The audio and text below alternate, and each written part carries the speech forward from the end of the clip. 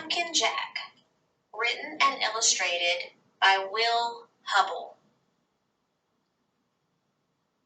When Tim carved his first pumpkin, it was fierce and funny and just perfect.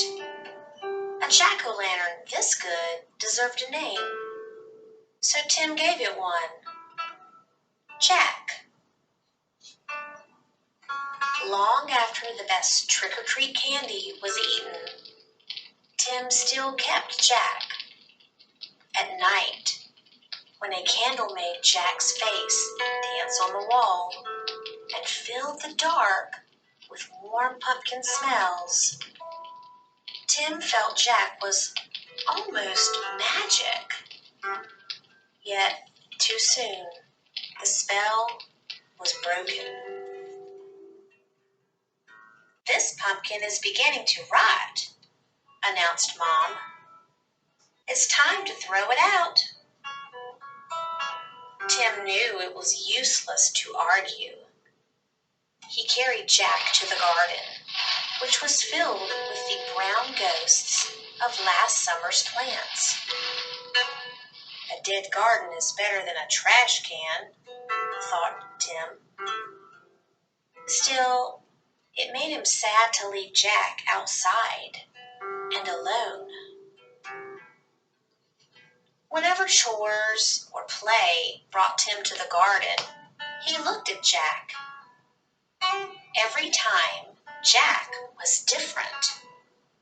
He became wrinkled, and his fierce smile began to look silly. Mold spread over Jack's bright orange skin. As the days turned colder, Jack grew flatter. Winter began. Soon Jack was hidden beneath snow, and Tim forgot about him. The cold, heavy jacket days came. Snowman and sliding days, indoor days, Thanksgiving, Christmas, and Valentine's. When all these days had passed and the March winds melted the snow, Tim found Jack. There wasn't much left, just a faded and crumpled pumpkin skin, a stem, and a few seeds. Jack's Halloween magic was a distant memory now. Tim scraped a thin blanket of earth over the last bits of his pumpkin. "Goodbye, Jack," he whispered. When spring turned barefoot warm, a tiny sprout appeared where Jack had been. Tim found it and guessed what it was. In the days that followed, Tim weeded and watered and watched the sprout. Slowly and steadily, the plant changed and grew. It branched and spread a web of vines over the ground, but no pumpkins appeared. The days turned hot. Flowers opened on the plant each morning. Yellow stars that twisted shut forever in the afternoon. Still, there were no pumpkins. Finally, Tim found a little green ball growing behind a crumpled blossom. A pumpkin! Tim let out a whoop and ran to show his mom. By August, the plant had spilled onto the lawn. Tim's favorite game became pumpkin hunting. He carefully waded among the leaves, searching for green pumpkins like hidden treasures. School began again, and the days cooled.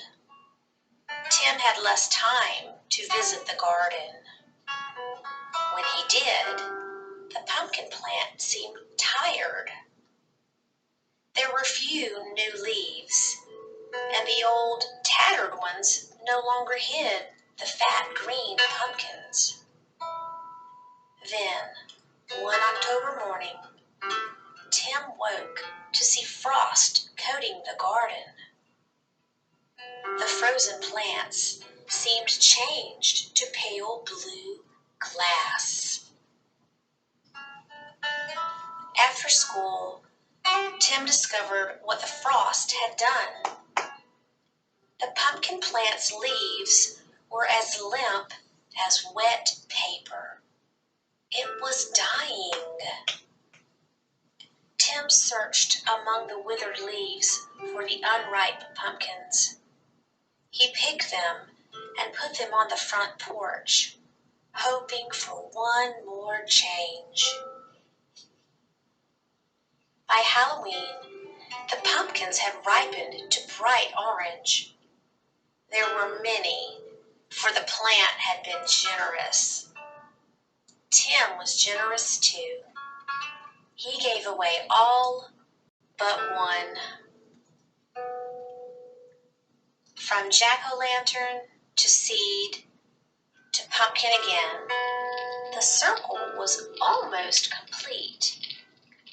Now it was time for Tim to do his part.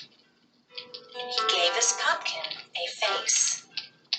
It smiled at him in a fierce and funny way. Tim smiled too and said, "Welcome back, Jack."